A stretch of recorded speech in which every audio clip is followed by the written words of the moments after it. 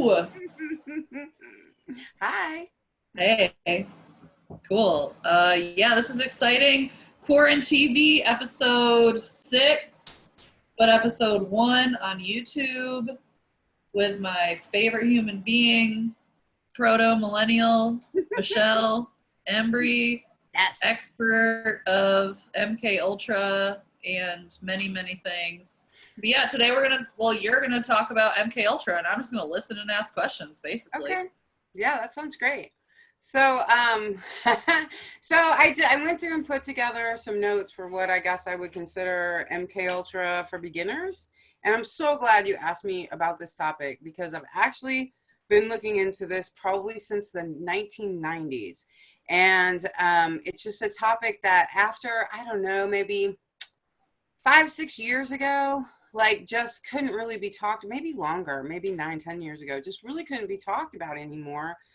Because when you got on YouTube, which had so much information for a little while, you could really get a lot of stuff on YouTube and on Google, but you would fall down like these right-wing rabbit holes, right? So like I did or not even that, just even the people presenting the information were pretty, alt-right, as they call it today, right? Pretty right-wing, pretty Nazi.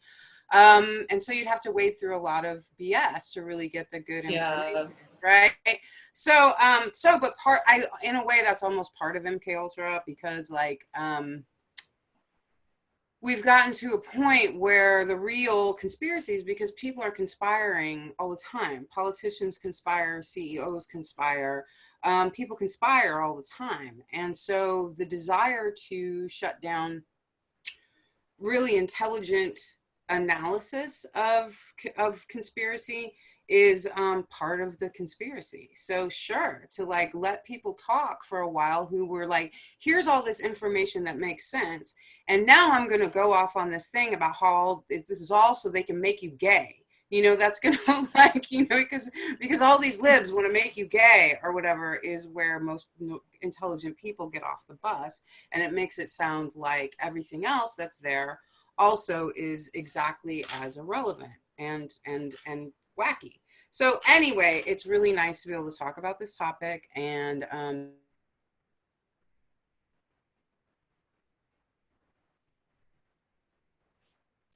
wait, your audio went away.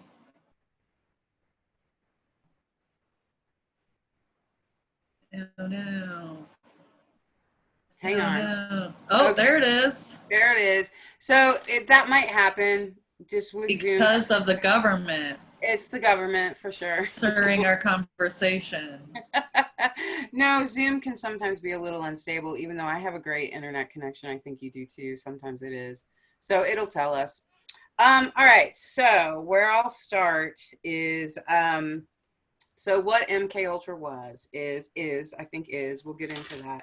But what Mkultra was, it was a mind control, behavior control series of experiments that were funded and hosted by not only the United States government, but also the Canadian government, for certain. It was underscored by a number of institutions, schools, hospitals, things like this, and it was essentially torturing people. They were essentially torturing people. What they set out to do, it was supposedly came out of fresh Cold War fears right after post-World War II. This is supposedly where it came from.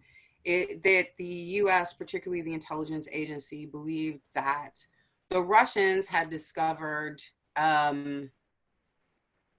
not only a way to mind control people, but that they had also discovered a truth serum. Okay, so right, that the Russians had discovered a truth serum.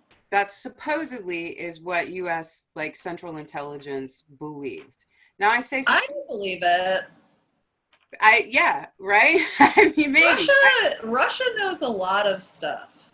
Well, so this is where they agree with you. The CIA agree with you. And they said, well, we got to get in on this and we got to figure it out too. We got to get the truth serum.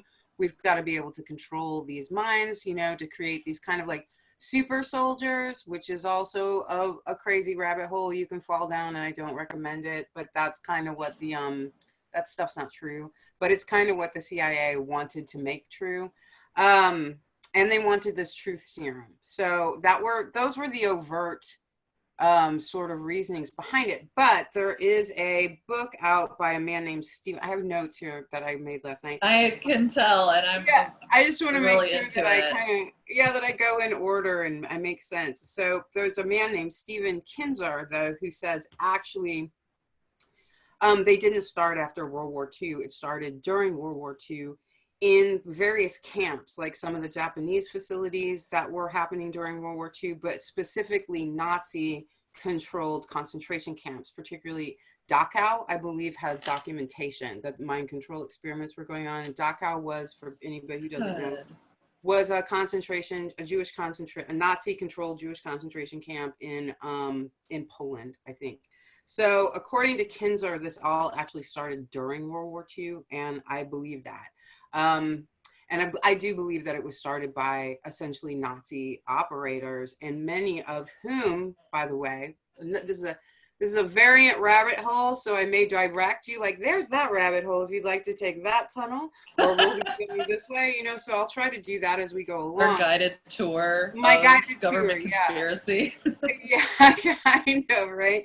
Exactly. No, exactly. And to your left, you'll find, so another tour that you can take on this conspiracy journey, if you'd like, is to go into how the United States specifically rescued Nazi doctors when Germany was collapsing, right, and brought them here, right, and then did all sorts of things, nefarious things with them. So not just the doctors, Nazi doctors, Nazi scientists, Nazi politicians, rich Nazis, like yeah, like the Nazis that could be effective in furthering the goals of the U.S. government. Our space program was headed by a Nazi.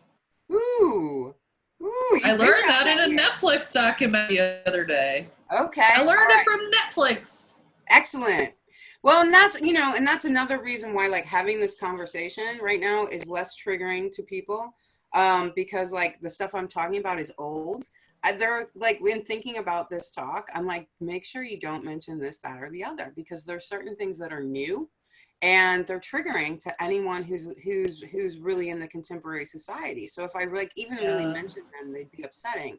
But we can talk about these older things and not be as triggered. Okay, so that's part of it too. All right. So yes, so the Nazi doctors came. So supposedly the very first two projects that happened in the U.S. were Project Bluebird and Project Artichoke, and those were both in 1951. In 1953, it actually becomes official, and it's called MKUltra, and they combine the two projects.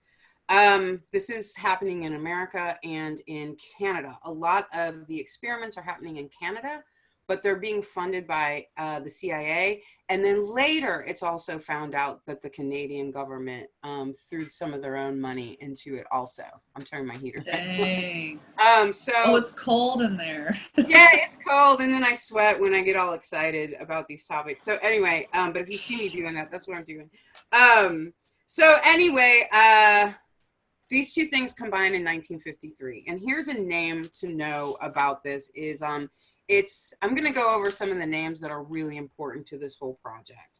Okay. But let me say this. Okay, so there's more than, there winds up being more than 150 sub-projects that are under MKUltra. And they're usually just labeled by numbers, like Sub-Project 43, Sub-Project 89. They want to make it difficult for anyone to really grasp the extent of these projects, okay?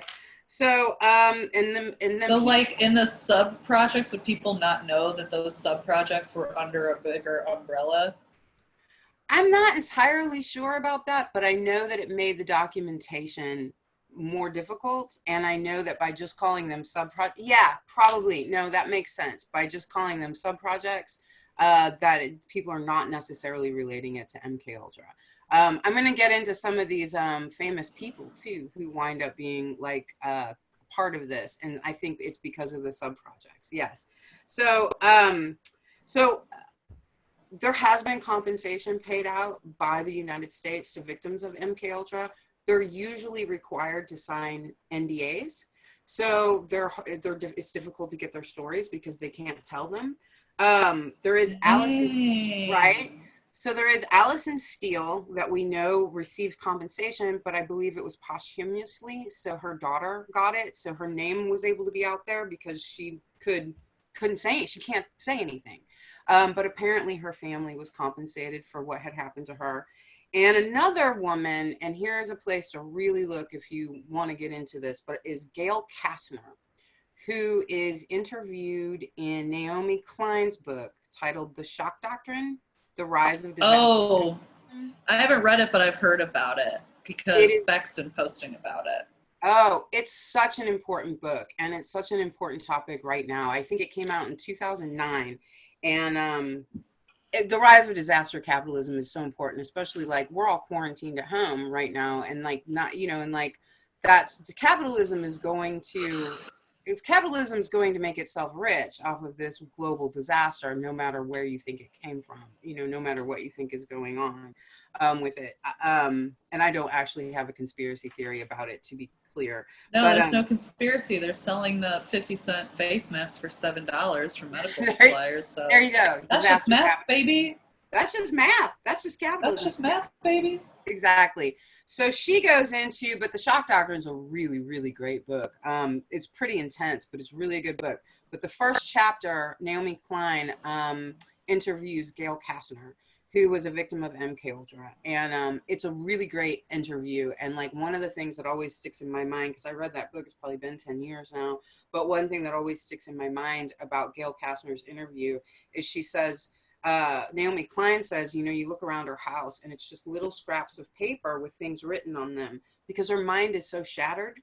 She can't remember anything. And so her entire life is just these little bits of paper that she puzzles her life and her mind together with. And so during the interview, she just kind of walks around and looks at these various little scraps of paper with things written on them.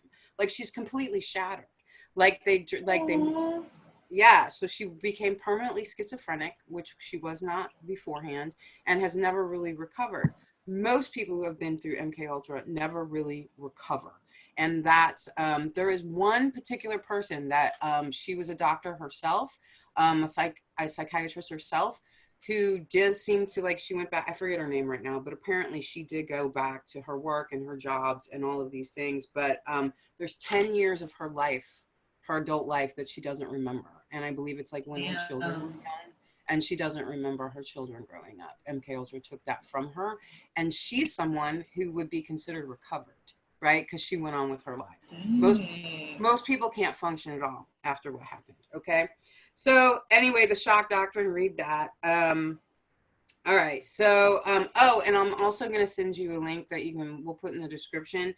That is Naomi Klein reading that chapter. So if you want to hear that chapter. Oh, yeah, I do. Yeah, so I know it's easy to do that way. So I'll include that. But that's a really important book to look at.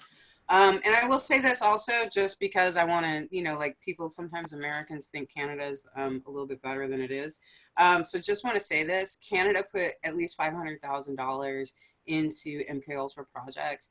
And when the Canadian victims were trying to sue the CIA, because they didn't know Canada was part of it, they were trying to sue the CIA. Canada got caught having known and having put that 500,000 into it, right? And so there were 127 victims that were bringing a lawsuit, Canadian victims bringing a lawsuit against the CIA, which then they couldn't do because it turned out Canada was involved. So check it out. Canada dropped $500,000 into destroying the minds of at least 127 people, who then Canada paid out $100,000 total, divided between 127 people. So like, damn, right? So that's where we're at. That's who these people are. I feel like I need to do some math really quick. Yeah, it's like less than $10,000 a person.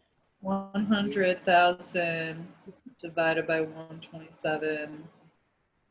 This says $787. Did I do the math wrong? They might as well have just slapped you in the face. I mean, maybe it's 7,000, but like still, they might as well just come by your house and spit on you. I mean, it's like, it's almost an insult to even give them that money. But anyway, that's what happened there. I'm trying to give you a picture of how widespread this is. And we're going to talk about some names here because it actually can be rooted back in Britain in some ways. But okay, so the CIA decides to, Alan Dulles, who is another place, like if you'd like to go down another rabbit hole, check out all the shit Alan Dulles does, okay? Yeah, Alan he's Dulles, got an airport, huh? he's got an airport, yeah. He was the director of the CIA for a while, and he did all kinds of nefarious crap. So if you're interested in that, just type in Alan Dulles, and you can take that corridor. But we're going to keep moving forward here. But so Alan Dulles decides to do this, and he puts a man named, this is not going to be a particularly, I'm not going to talk about this name any more than to tell you this quote, but his name was George White, and he was a program director for the OSS, which was the Office of Strategic Services, which is the predecessor to the CIA. So the Office of Strategic Services eventually became the CIA. They like to change the alphabet names at certain points in time so that they can be forgotten in history, okay? Like, we'll see that happen with the CIA, maybe even in our own lifetimes, right? So that generations from now will know the CIA existed, right? Okay, right? It's all one rabbit hole, technically, just with different corridors, right? But this is a quote from him. So Alan Dulles says, George White, I want you to start this project. I want you to get this going. And so when George White goes to tell people what it's all about, here's what he says. This is what he says about what MKUltra is. He says, the aim is controlling the individual to the point where he will do our bidding against his will, and even against such fundamental laws of nature as self-preservation. Oh. So they were trying to create suicide bombers. Yeah. Essentially, right? Which you can do with religion. You don't really need to shatter a person's mind, right? You just make them believe that they're working for God, and they'll do pretty much anything. But at any rate, but maybe they discovered that in this case. But that's what MKUltra was about from the beginning, is controlling the individual. If you've never seen The Manchurian Candidate, it's actually a pretty good movie, even for contemporary times. Angela Lansbury's freaking amazing in that movie. I haven't seen it. It's really, I mean, it's probably from the 60s, but it's all about political mind control. And Angela Lansbury's this amazing, evil, powerful woman who I do love that. Yeah. Oh, I mean, she's awesome. And I feel like there's a couple other famous people in it. It's actually really a good movie, as old as it is. And I'll say this too. So the program was officially halted in 1973. So it's official from 53 to 73. But like the soft beginning, right? Because you can really take it back to the middle of World War II minimally, it also, that ending thing is utterly ridiculous, to me. Yeah. That's super conspiracy stuff, but I can definitely go on to, and I will mention some things that I think are continuations of MKUltra. There is an obsession, maybe it's even a primal thing in the human, I mean, maybe it's just something in the human makeup that we become, some people can have a real obsession with mind controlling other people, having a human slave who does your bidding, maybe that's just in the dark psyche somewhere, but it's something that I feel like we have to fight. You're not me. I have theories about that. So what is that? Shall I? Yeah. Please. I mean, okay, so I just feel so there's all the other Neanderthal races that were killed off by Homo sapiens that we became and whatever, Mm-hmm. I mean, I'm not prepared to explain this, but I will do it on a whim. So okay. Yeah, it's basically all the other humanoid types were all killed by us who still survived. But I just feel like there's eviler fashions of our humanity that still exists that are working to kill off the rest of us, like they did before. I'm trying to freak you out. Yeah, because some people are just really evil, and I don't think it's most people. Agreed. But most people don't have to be the ones that, I mean, look at society. Look at what's happening now, right. How most people are like essential workers who don't have jobs, who are just at home. And still the bailouts are going to the people who aren't even affected by this, because those are the evil people that are descended from our Neanderthal ancestors who killed everybody, Okay. I don't know if I explained that very well, but I'm with you. I mean, like, I get what you're saying. Like, right. I mean, I think in some ways, like, well, I won't get into that corridor, but yeah. I know. But We're already going on tangents, but. Right. No, Yeah. there's no other way to do MK Ultra. Like, there's no other way. So, okay. So let's see. So later, here's another name that you might want to know. So we got Alan Dulles, there's that corridor. And then later, CIA director, who is Richard Helms, which you can also find him down that corridor if you're interested. But in 73, when the project was ended, Richard Helms ordered most of the documentation to be destroyed. So, I get a chill when I say that. How are people allowed to do that? Well, the CIA... I can't believe people are allowed to do that, but yeah, just kind of like y'all. Director of the CIA can just be like, hey, call Satan and tell him I need stuff. I mean, basically. True. So, a lot of what any researcher on MK Ultra is going to be up against is literally they destroyed the majority of the evidence about it. Okay? So, we're lucky to have what we have. Okay? So, those are two names that are so frustrating. It's very frustrating. Okay, now here's another name that's really important is Ewan Cameron. And he was a psychiatrist. He was born in Scotland, but he was practicing in Britain. And you can find I'm going to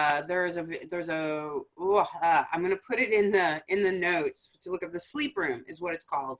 And it was actually the Fifth Estate did a series on it called The Sleep Room, and it's actually about Ewan Cameron, I think really pre-MK Ultra, because he was already doing some of this stuff.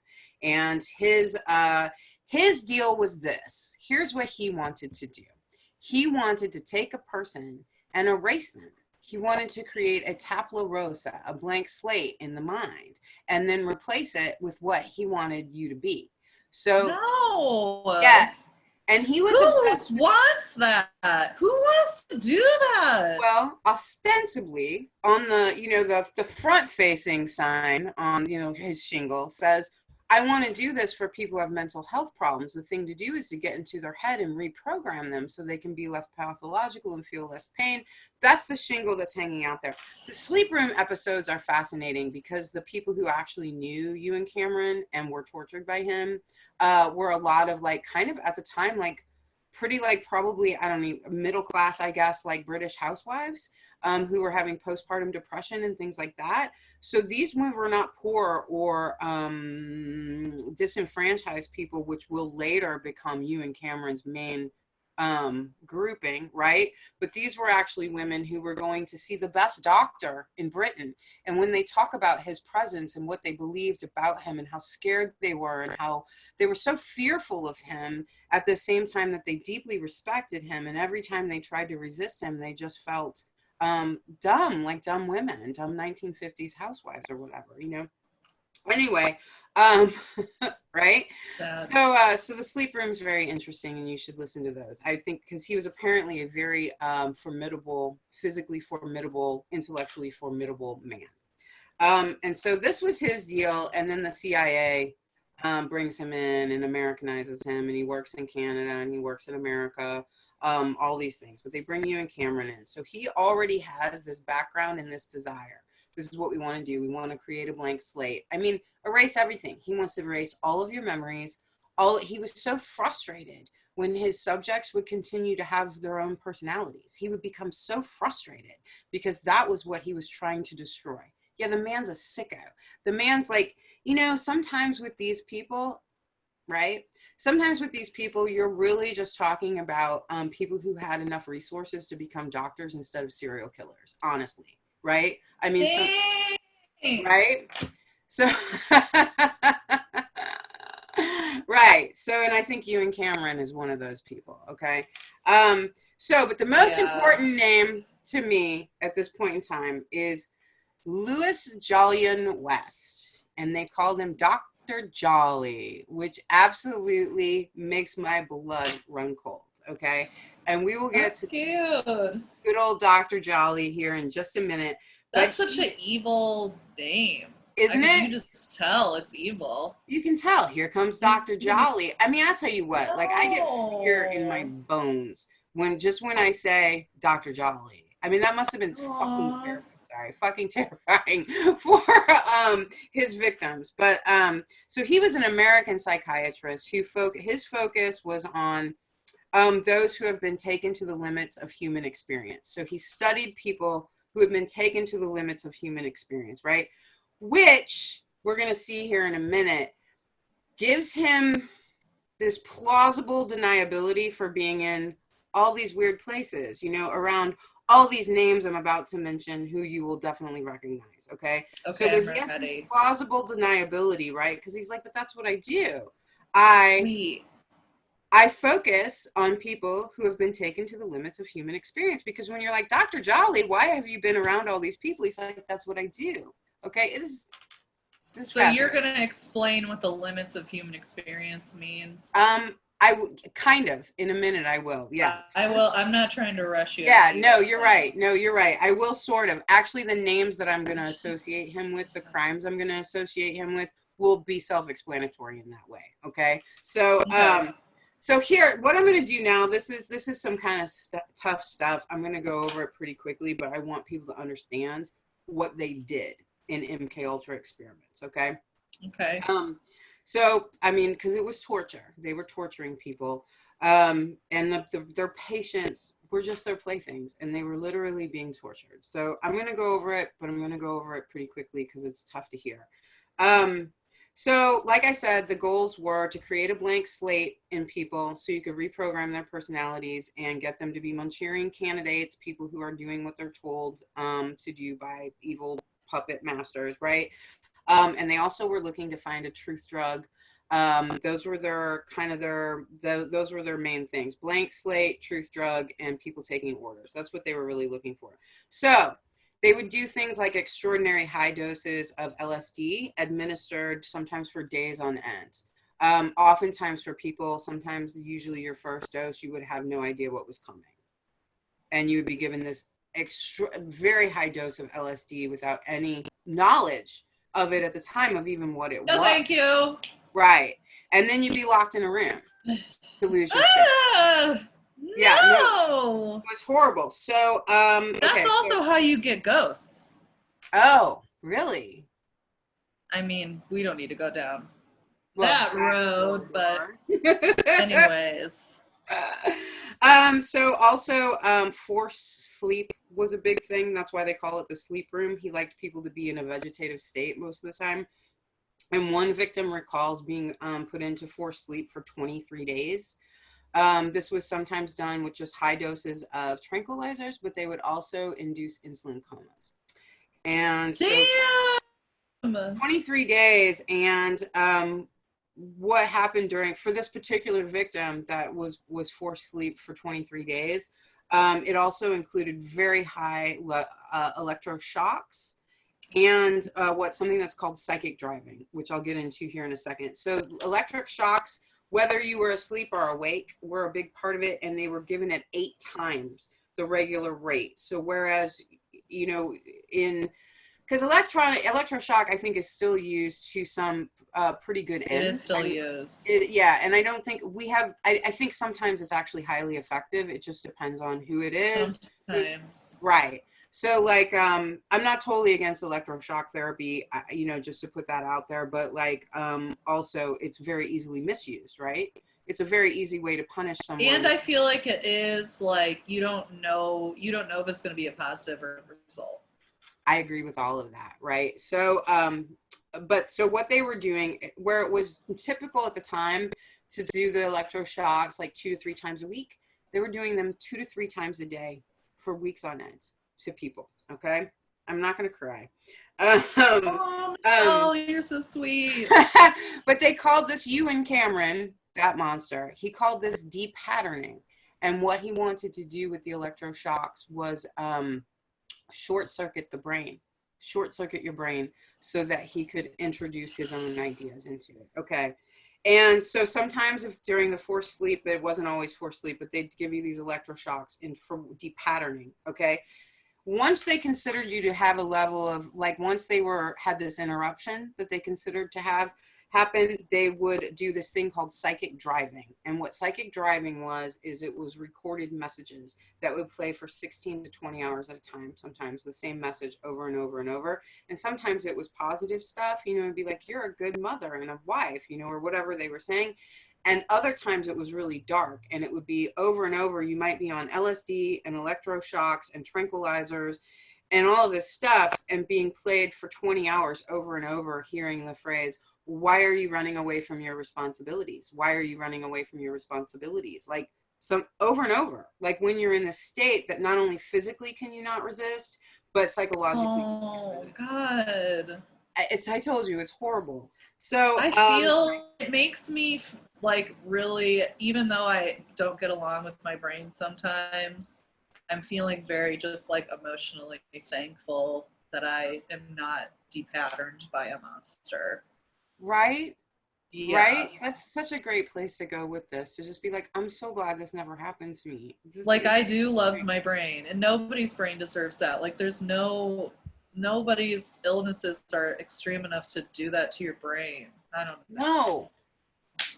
No, I mean, that's really like, that's a huge point to make. Like, no matter how, you know, like I have my own mental health issues. There's no way any of this would be helpful to me in any way. I think it's really important to say that anything that's against your will is 99.9% of the time is not going to be the right thing to do. Yeah, and clearly these doctors weren't even trying to heal these people. They're literally just experiments. Yeah, they were literally just guinea pigs, because they weren't even trying to mind control these people. You know what I mean? Like, they weren't even the people that they're experimenting. Yeah, they were just like, what can I do so that when I'm actually trying to do it, I know what to do. Right. Assholes! It's horrifying. So all different types of drugs were used. Any kind of drug you can think of were used. And like, one thing they like to do is they would shoot you up with barbiturates in one arm, and as soon as you fell asleep, they jack you full of amphetamines in the other arm. Crazy. Why? Because they wanted you to pop up and start talking. They wanted to see if it was a way to make truth serum. Supposedly. They were also just... That's how you have a heart attack and die. And I'm sure people did. There's definitely stories from the victims of, like, other victims you'll never hear from, because they're like, well, then I saw her. They told me she'd been transferred, but then I saw her downstairs and she wasn't there. She was just a big ball of dough. You know, she didn't exist anymore. You know, like, right? She's still alive, like, you know, right? But she's just a big ball of dough. So there's all these people who became so, I mean, whatever. I shouldn't say all these people. I don't know the numbers, but there's definitely at least the account of at least one person who was essentially like disappeared, you know, into a hospital as a ball of dough, you know, right? Yeah. These things are horrifying. So they used all these drugs: heroin, morphine, scopolamine was probably where they really figured out. Do you know scopolamine? No, what's that? Somebody told me the other day it's actually found in the Datura plant in the angel trumpet, but I thought can look it up. You can look it up. I thought those were two different things, but maybe not. This is my job, since I'm not telling anything. I'll look up scopolamine. Yeah, scopolamine. SCOLPOMINE. Scopolamine. I think I'm spelling it right. So while you're looking that up, I'll go on with it. But people who have been, you've heard of people, you may even know someone who's been through a scopolamine attack. You can blow it in somebody's face, and it makes them kind of like a zombie. Like, they can still walk and talk and do things, but they have no memory of it whatsoever. So people use scopolamine to, like, okay, now let's go to your ATM. And let's put your card in. Yeah, right? Like, let me get your money, and let me get your... It's called the devil's breath. That's it. Yes. Make victims... I love how you look right now with that light on you. Some of the stuff I don't really understand, but yeah, it has a reputation for turning people into zombies, wiping victims' memories and enforcing lack of free will, and then they don't remember what happens, and it can make people, wow. Yeah, it's like also like a roofie type thing. Yes, except you're still walking and talking, so you can put that password into the ATM and stuff. So you can, I know 2 people who have been robbed under scopolamine, so it's pretty scary, but I think maybe it was discovered what you could do with it in this program. So they use that. Scary. I know, it's so scary. So they wanted the subjects to be in vegetative state, and the medical plan, and this is a quote from you and Cameron, is to attack the brain with everything all at once. So where, you know, like why ambituate and barbiturate, like why just to attack the brain all at once. Like that was cool guy. Cool guy. He was a monster. Yeah, but honestly, I think he was the lesser monster than Dr. Jolly. So, okay, here's some other things that they did, because they also messed with the environment. And so they were doing all these experiments too, but you'll find people where all of their limbs were put into tubes. So you'd be like in a tube. Yeah, what they wanted to do was convince you that you weren't attached to any physical reality. And so they'd put all your limbs in these tubes, sometimes for weeks at a time, and convince you that that you weren't in a body. That's what they wanted you to believe, is that you were just like, yeah. This is the first time I've ever heard actual details of any of these experiments, except for just knowing that they would like dose people with LSD. Yeah, no, it got way weirder than that. And it was, you know, paid for with tax money. When the CIA funds something, those are taxes. You know, so we paid for this, right? The citizens. That's fucking insane. And you wonder why I don't do right. So you had the arm holders. There was another really terrifying place called the Leaf Room, when people would scream and kick and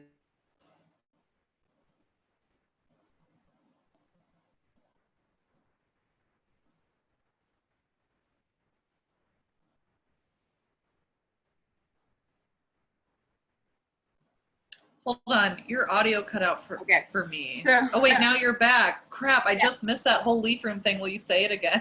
I didn't say it because when I see it's unstable, I just stop talking. Oh, thank God. So the leaf I was like, oh no. Okay, sorry. Yeah, no, it's fine. So the leaf room there's leaves all over the walls and the floors and the ceiling, right? And then they use this little bar of light on and off and twist it and do these different things, and the table kind of moves.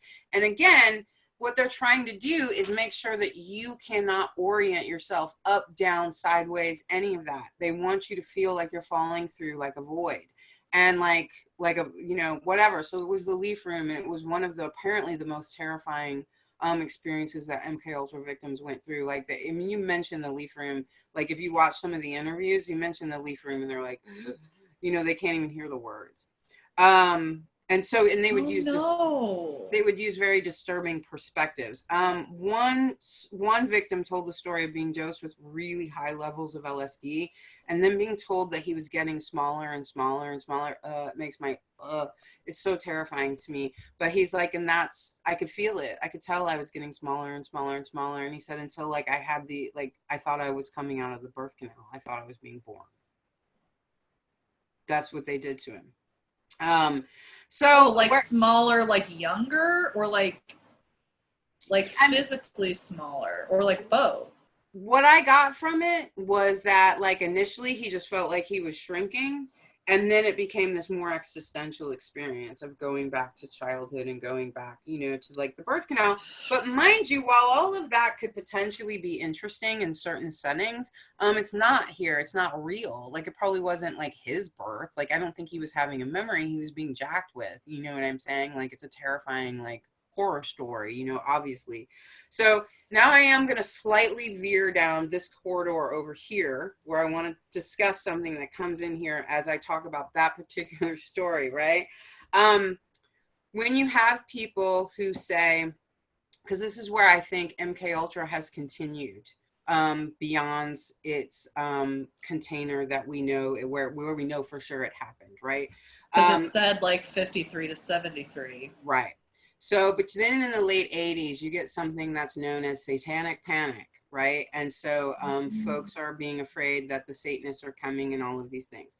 Well, if you listen to the stories of satanic ritual abuse victims, SRA victims, who are now completely discredited, it said, well, you know, Satanic Panic wasn't real. We didn't have a satanic wave happening. We probably didn't have a satanic wave happening, but I bet we had an MK Ultra wave happening, okay? Because, ooh, God, this gives me so many chills. SRA victims, when they talk about what happened to them, much of what they're repeating are things that happened in MK Ultra. And one of the things that they used to do, one of the things that it's hard to say used to do because these victims are completely discredited. There's like, you're just schizophrenic. You don't know what happened to you. There wasn't a satanic wave. And again, there wasn't a satanic wave, probably. There was a government with freaking you and Cameron CIA wave, which I think Cameron was dead by then. But anyway, one of the things that SRA victims will talk about are rooms that disorient them, which is an MK Ultra thing. And Rooms like that disorient them. Like the leaf room, or other ways in which they tried to just make you, or the arm things, you know, anything that makes you feel like you're not in your body or you can't orient your body on the earth, right? So SRA victims, satanic ritual abuse victims, speak of that, different types of disorientation in that way. And one of the things also that was popular with SRA victims was being tied by your wrists and hung from the ceiling and convinced that beneath you was a void. And if you fell from where you were, maybe sometimes you were even forced to hold on, that you would go down this hole into this void, into this black hole. And victims would... Okay, I feel like I need to go a little farther back because I didn't even know about this. Like, what happened? There was people that were like saying they were victims of satanic rituals. When was this? Late 80s, early 90s. Okay, because I was just born, so I don't really... So what happened? Well, in the late 80s and the early 90s, because you can get into the West Memphis 3 with this if you're familiar with that story. Oh, I know all about that for sure. Okay. Well, so that was... Well, they were in some ways... Here, hang on. Let me put it in order. So you have this late 80s, early 90s. You have middle-class people terrified, middle-class, working-class people, regular people terrified that satanic cults are, you know, they're making heavy metal music, they're luring their children into alcohol and drugs, they're doing all of these child abuse rituals, you know, all of these things, right? And they're Satanists, right? Well, so it's a satanic panic and it's rolling through the country. And it's, okay. And when you get to the West Memphis 3, I think a lot of the people in that area, which was a very backward area, I'm not terribly far from there right now. I'm about 5 hours there right now. Yeah, you're not actually all that far from it either. But so it's this very backward area where I think people were probably quite afraid of Satanism being rampant in their teenagers and so on and so forth. And so they saw Damien Eccles, who did definitely practice magic. And those other love kids. That guy. Fucking love that guy. You should give him a follow on Instagram. He fucking rules. Damien Eccles is very, very, very cool. I agree. Yeah, and he's definitely a talented magician. So I don't think that there's any doubt that he was doing magic, but they didn't like how he looked and drugged those other kids, because it was really about him, but they drugged those other kids into it and all of that. So that's where I think they wind up being victims of essentially what is called the Satanic Panic. So yeah, you don't hear as much. But there were actual cases of people that were subject to satanic rituals? Yes, but they were all discredited. So for me to say that is conspiratorial. People who claim to have been brutalized by satanic organizations are considered just to be schizophrenic, to be lying. They all tend to tell the same type of story, which in general we would say, well, all these disparate people have the same details, so that kind of makes it seem reasonable. But for some reason, with satanic ritual abuse, the experts say the opposite. The fact that they all say the same thing just shows that they just know each other's stories. Like, it's completely the opposite way of that we would handle that in any other situation. Again, my point though, I don't think that they're, I mean, like, if you look For at what sure. I'm just like trying to get Absolutely. a little more understanding on, because I didn't even realize that had really, I mean, I knew about the West Memphis Three, but I didn't realize there was actual people who had these accounts of abuse. Yes, Yeah. there are. And they're called satanic ritual abuse survivors. And they are, I don't know anyone who believes them, really. I mean, other conspiracists who maybe think it's Satanist, though, because now we're back at that right-wing thing that I was talking about in the beginning. I don't think it was Satanist. I think it was more organized. I think it was MKUltra. And I think that these people had these experiences, and I think it was MKUltra. So that's you think MKUltra was using this cultural, or maybe they created the cultural fear so they could use it as on their, like, created the waves so they can surf along it. Okay. I get it now. I'm following now. Yeah. Yes. Okay. So, all right. Dr. Jolly. We're going to get to Dr. Jolly here in a minute. Oh, I think Abu Ghraib might also be a continuation of MKUltra. I think there's many scenarios in which MKUltra continues, in whatever way you decide that, whatever that means for you. So, around the world. Okay. All right. So I don't want to forget. I'm going to make a little note here. I forget that he's there. All right. So at some point in time, also, I'm backtracking a little bit here, but at some point in time, so we're going to get back to like probably early 60s. We're in the heyday of the MKUltra, right? And so what's going on too is you have all these sub projects, right? And probably some of them are not that big of a deal. Like some of them are probably like the stuff that goes on, Mayo Clinic and Johns Hopkins, they've all studied psilocybin, right? And they've all really determined that it's really good for PTSD and these other things. They're all really legit. We love mushrooms. We love mushrooms. So these are all really legit experiments. There were really legit experiments being done on LSD also, okay? So there was this way, here's another level of like cover up that also unleashes this bullcrap onto all of us, okay? So you could potentially have an MKUltra front that essentially did pretty normal stuff. You're not in the leaf room. You're not being injected with high levels of LSD. You're being invited to come in and do a pretty open experiment. I believe, and I'm not the only one, that many of our kind of countercultural heroes from the 1960s, early on, were invited specifically because of the influence they were showing over the boomer culture, which was scary for the generation before it because there were so many boomers, right? And so I think they took and they said, hey, Ken Kesey in particular, do you know who Ken Kesey is? Is that One Flew Over the Cuckoo's Nest stuff? Yeah, he wrote like, all right. He wrote One Flew Over the Cuckoo's Nest and among many other books. And he was I think he may have, did he write the electric Kool-Aid acid test? He may have. I might have that wrong though. But anyway. I can look it up. I don't know. Yeah, you can look it up. So did Ken Kesey write electric Kool-Aid acid test? But I feel pretty certain that he was invited to one of these kind of MTL. Tom Wolfe. Oh, Tom Wolfe. Okay. Same gang. We're going to get into that. But anyway, Ken Kesey was showing a lot of influence. And I believe fully that he was invited to one of these MKUltra fronts where they were acting pretty normal. And they were like, hey, look at this LSD. And then other folks were brought into this, right? You can bring, Richard Alpert, who's Ram Dass, winds up kind of being involved here. Allen Ginsberg, right? Jerry Garcia. Like I can go on and on. That is a big corridor you'll find right over here, okay? It's all of the 1960s, all right? Wear your safety glasses, okay? We could do a whole nother show on Laurel Canyon for sure.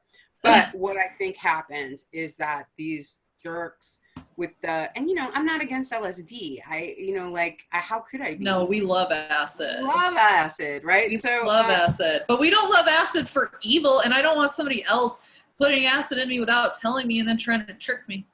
Right. No, for sure.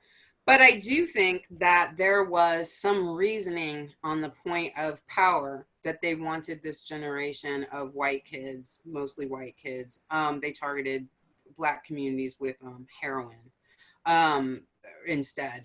Not that the white communities were being targeted. I think they were being manipulated in some ways. This is a big topic, but I only want to touch on it just a little bit to say that I believe that these countercultural heroes were actually introduced to these substances by a conspiracy.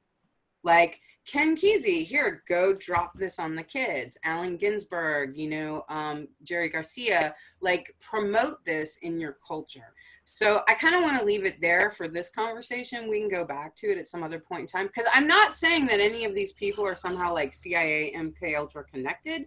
I am saying that you think they're influenced by them? Well, I think that they got their drugs and the impetus to put these drugs into the counterculture from this particular project. I do think that. But I do feel like LSD has a lot. I mean, I think LSD has good properties for I agree. Health. I absolutely agree. Did they just get it wrong, kind of? No, I think that they knew what they were doing. And like I said, and I think it was effective. And like I said, we should have another conversation. I'll study up on my laurel. Oh gosh, but I have so many questions. Okay, well, I guess I will check in and say, I think we're like 10. I don't know if your thing has a timer on it, but I think we're about 10 minutes away from our first hour mark. All right. Well, let me let me just kind of run through this, because I actually have only a few notes left. So let me just really? We're almost done? Kind of. I mean, we can come back. We're going to come back and talk about Laura. We're going to have to do a part 2 ways, because now we're going to have to talk about that LSD conspiracy. We sure are. So just to be clear. Okay, I can let it go. Yeah, just to be clear before we move on, I'm not going after anyone's heroes in this. I am simply saying that sometimes you get the goods from the bad people, okay? And we'll talk about all that later on. So I want to go through like who we can connect Dr. Jolly to in a number of ways. And here's what we mean by extreme human experience, okay? So we can connect Dr. Jolly to Sirhan Sirhan, who shot Robert Kennedy. We can connect him to Ted Kaczynski, which we can directly connect him to Ted Kaczynski prior to Kaczynski's crime. Kaczynski's the Unabomber, for anybody who doesn't know. We can talk about that all one day too, if you'd like. But we can actually... Yes, please. Yeah, in the new documentary on Kaczynski, you do see that he was put through from the age of 16 to the age of 19, because we have to remember the Unabomber had an IQ of like 180 or something. So he was at Harvard when he was a teenager. He is definitely a genius. He's definitely a genius. And they probably knew this. Ooh, I get chills. They targeted him so hard, but he was he was part of this experiment at Harvard that was actually headed up by a different doctor. This is how they hide this stuff, okay? Because like it was headed up by a different doctor whose name I don't even think matters, because even in the documentary they mentioned that doctor's name. But who's running around in the background? Dr. Jolly. And that's before Kaczynski's bombing. That's before he does those things. I can speak on that a lot also. That's when he's like 16 to 19. Yes, and he's going through these experiments that are intended to humiliate the participants psychologically, like just decimate them intellectually and psychologically. And it clearly had a very big effect on Ted Kaczynski. I mean, in that documentary, they basically say that it was an MK Ultra experiment. Like they're not even trying to, like, that's pretty just like known that like Ted Kaczynski was experimented on by MK Ultra. For sure. And Dr. Jolly's back in the background. I think that's really, really important here. And I think another important thing to say too is that it is possible that Harvard ran this experiment on several people, But if it's a cover-up because they were actually targeting Ted Kaczynski, which is possible considering his intelligence level, right? That everybody else might have not gone through what Ted Kaczynski went through. Like the whole thing could have been a front to get at Ted Kaczynski. I don't think that's out of the question, is all I'm saying. Okay, so I'm listening. Yeah, that sucks. So we can connect Jolly with Timothy McVeigh, who was the Oklahoma bomber.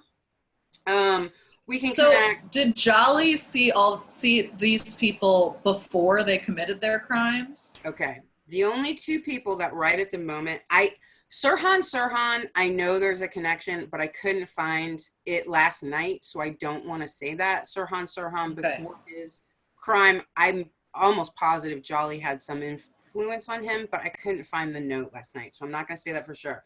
Ted Kaczynski, we know for sure. Here's the other one. I'm just going to drop into this one real quick that we can prove that Jolly was in the background prior to his crimes. This one blows me away. Charles Manson. Jolly was back there. One of the things, it was another one of these drug deals. And like, so it was like this legit shingle was out there in the Haight-Ashbury during this time period prior to the Manson family, prior to all these things, or I guess during the Manson family. And I'm in no way am I giving any credence to any of these names that I talk about. I don't like, just understand. I'm not sticking up for Charles Manson when I say we fucking hate Charles Manson, okay? Ted Kaczynski, we think is maybe his writing's cool. We fucking hate Charles Manson. Fuck that guy. He's a fucking loser. Exactly. Exactly. So, but out in the Haight-Ashbury, they hung out a shingle, and it was an amphetamine research project, a study of the role that drugs played in psychotic violence. Okay. So what they did essentially is they set up a little like hippie crash pad where you could go do amphetamines, right? Charles Manson went there. The Manson girls went there. People from the Manson family they got free drugs to participate in a psychological experiment on how those drugs affected you with violence. Okay. Guess who's running around in the background? Dr. Jolly. So that's prior to the Manson murders. So we can definitely connect them. One of the things that I want to say, right. And one of the things that I want to say too is one of the reasons that I think lefty people jump off of conspiracy stuff and get discredited for it is because this is all we ever have. Like they were really good at making these cover-ups. Like we can put Jolly there, but we can't say he did anything because he probably wasn't administering the drugs. He maybe, wasn't administering the tests to Ted Kaczynski. Like he's just in the background there. And I feel like all of his connections are like that, right? So at the end of the day, all you really have is a bunch of circumstantial evidence, right? You don't have a smoking gun. There's no such thing. These people were very, very smart with what they did. But you can connect him to Charles Manson. I think that was a huge deal, actually. You can connect him with Jack Ruby, who was the man who shot Oswald. So which was a cover up, right? Oswald was a patsy. I think Oliver Stone at least taught us that much, which I have plenty to say about him too. But we have a lot of more parts, I think, that we'll have to do. I agree. But you can connect, Jolly to Jack Ruby. I would imagine that Jolly, they hypnotize these people is basically what it comes down to. Even Sirhan, who shot Robert Kennedy, he was up for parole maybe, 6 years ago, not that long ago. At this point in time, it's pretty popular. It's a mainstream belief that Sirhan was hypnotized. So like, that's not even conspiracy really anymore. I don't think he got parole. I don't think he got out of prison, but very legitimate people actually now see him as hypnotized. Okay. So that probably happened to Jack Ruby. Here's another one that I find really interesting is Patty Hearst. You know who Patty Hearst is? Yes. Okay. So I guess we should explain it for those who don't. She's the daughter of whatever his name is, Hearst. Who's William Randolph Hearst, or maybe the granddaughter, who's this huge newspaper capitalist, like controlled so many industries through just being a rich capitalist. And then she got recruited to something Liberation Front, right? Yeah, the Symbionese Liberation Army. And they kidnapped her. And they kept her in a closet. And like, you can read Patty Hearst's story, like what happened to her. It's terrible and crazy. And once you know all, ooh, I get a chill. Once you know all these MK Ultra techniques, you can be like, oh, she was put through MK Ultra stuff. And Dang. so she came out of that and robbed a bank. That's where you're holding the gun. She robs this bank, called herself Tanya, and like was like, death to the got a beret. Yes. Yeah. Right. And so, and she did all that stuff and she went to prison for it. And then what wound up happening is Dr. Jolly came and said, no, she was brainwashed, probably because he had something to do with it, or else, I mean, like, or not, that's a real conjecture.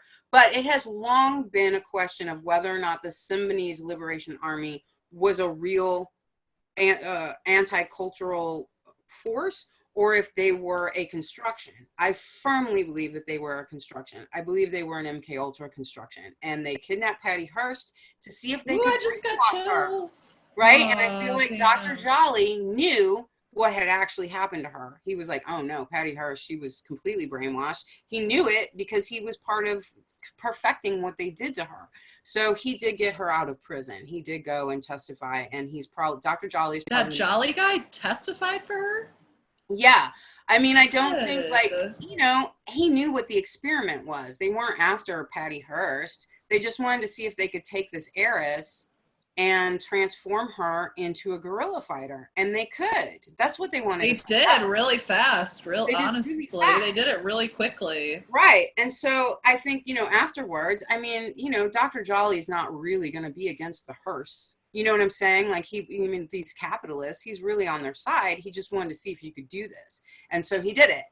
And so I think he went and he testified, and that's actually how she got out of prison. Dang, that's crazy. Right? Is this guy still alive?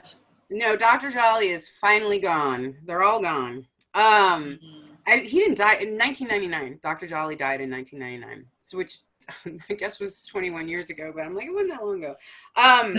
So, and the last thing I'll just mention is, because I haven't even looked into it yet, is I just found out last night, we can also connect Dr. Jolly to Waco, which is David Koresh, which is never run. Do you know what I'm talking about? No, I don't know about that. What is we'll have to talk about that. If anybody, can you give just a tiny blurb of what it is? Yes, it was Koresh. David Koresh was his name, and he was another charismatic cult leader. He ran the Branch Davidians, I think, you know, something like that. Anyway, I think he ran a cult essentially in Texas, Waco, Texas. There was a compound. There were lots of kids there, lots of families. It was definitely a cult. I think from the beginning, David Koresh was an MK Ultra experiment, but at the end, they turned on him. And the story about it's insane. The FBI winds up setting the whole place on fire. Like 24 kids die in a bus that's set on fire. Like, it's heinous what happens there. And we can actually then wind up connecting Dr. Jolly with that. But again, this is where we go back to, my focus is on people who have been through extreme human experiences, right? So when we're like, Dr. Jolly, why do you seem to be everywhere terrible things happen? He'll be like, that's my job. But he gets there before the terrible things happen. Well, again, we've got that. Yeah, he is. But it's all circumstantial. When I look into David Koresh and Dr. Jolly more, I bet I'll find Dr. Jolly somewhere in the background, but not really, never really being able to connect him with the actual criminal actions. So again, that's why at the end of the day, conspiracy stuff like this, real conspiracy, like this is real life.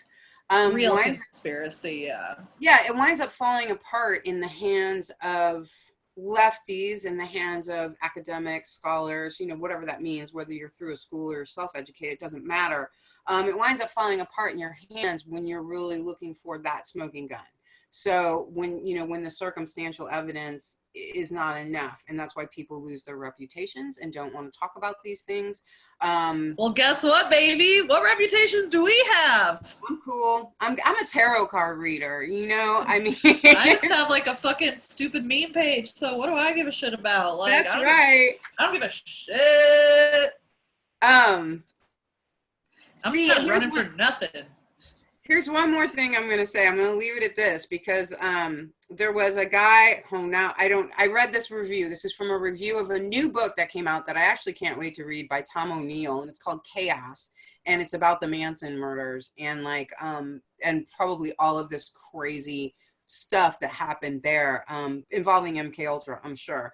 But what the book reviewer says after reviewing O'Neill's book, because O'Neill is a scholar and a lefty, and he's not somebody who set out to do these things, right? And so this person who reviewed the book says this: my theory that Manson and West, Dr. Jolly, were linked was tenuous, circumstantial, lying solely in the fact that they'd walked the corridors of the same clinic. I'm sorry, that's O'Neill himself.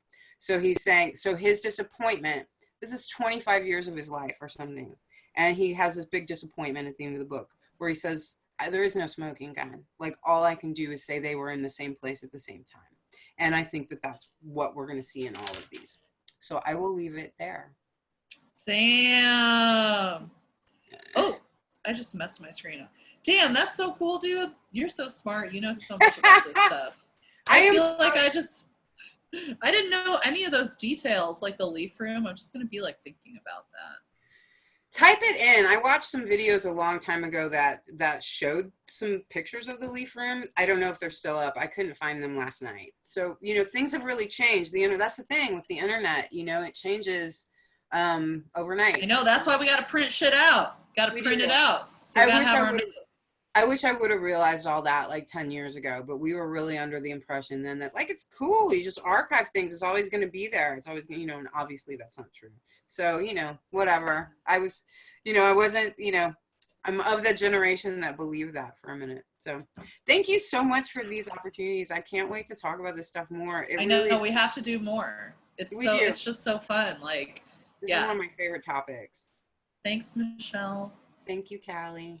Bye. Bye.